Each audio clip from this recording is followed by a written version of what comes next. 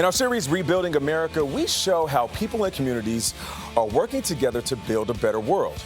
Ahead of Earth Day tomorrow, we're introducing you to conservationists studying a striking indicator of climate change. This morning, we're learning about ghost forests, acres and acres of forest land drowning from rising sea levels. Nancy Chen recently took a trip inside a ghost forest. As the sun rises over Maryland's Chesapeake Bay, a new chapter of the climate change story is unfolding. So this is the start of a ghost forest? That's right. This is the early beginnings of a ghost forest. This forest is effectively dead already. The trees just don't know it yet. Scientists like Matthew Kerwin say ghost forests are the haunting result of rising sea levels. Since the late 19th century, at least 100,000 acres of forest here have transformed into a growing cemetery of trees. What creates a ghost forest? How is a ghost forest formed? Sea level rise and coastal flooding bring in salt. It accumulates in the soil, eventually builds up to levels that the trees can't survive. At that point, the trees start dying, and eventually there's no new trees to replace them. And so when they die, the only thing that's left is the marsh around it. How quickly does this happen? It can be slow if you're looking at it from year to year, but then a couple years goes by and you realize that whole stand of trees is no longer there. The dying trees represent a personal loss for Kerwin, whose family has lived along Maryland's eastern shore for 10 generations. They've seen communities disappear as land is lost. It must be emotional to see all of this. It is, and as a scientist, I think the sense of inevitability is a little stronger for me. You know, everybody thinks of sea level rise in terms of flooded city streets and subways and catastrophic hurricanes like Katrina. But really, the impacts of sea level rise in most places are far more subtle. Subtle steps that eventually lead to this.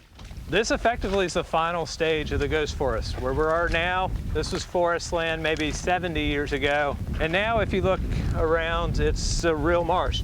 It's a problem coastlines are facing across the country, but nowhere as dramatically as the hotspot between North Carolina and Massachusetts. That's where sea level is rising 3 times faster than global rates.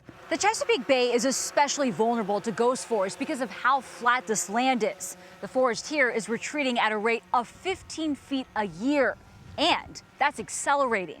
The ghost forests are the most striking indicator of climate change we have anywhere on the East Coast.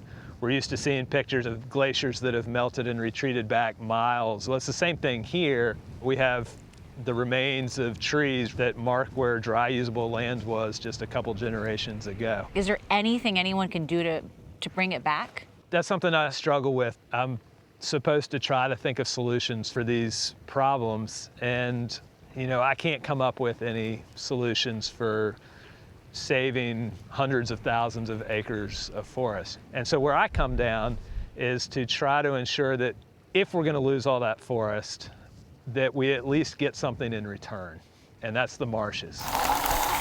Through fieldwork, Kerwin and a team of researchers are salvaging what's left behind and nurturing the marshes they've become. We all benefit from marshes. Marshes are just famous, ecologically important ecosystems. They rival the tropical rainforests. They sequester carbon, they improve water quality, and so the loss of the trees is inevitable, but whether we get marshes to take their place and what kind of marshes, that's not inevitable. Farther north, a similar mission is underway to address the rapid rise of ghost forests in New Jersey. We knew this was a problem for a while, but it really became visible in recent years where it's coming up against places where people live and they can see it. Is this considered a Band-Aid? Is this a solution? Well, this is a partial solution. Forester Bill Zipsey supervises a tree restoration site the state of New Jersey built a decade ago. The goal is to reforest 10,000 acres of Atlantic white cedar trees, destroyed by Superstorm Sandy and saltwater intrusion. Zipsey's team is planting new trees miles inland, where they're less likely to become ghost forests. With the climate literally changing around us, adaptation is the key. You know, so we may not get the forest back exactly the way it was or exactly where it was, but we can keep that resource alive on the landscape.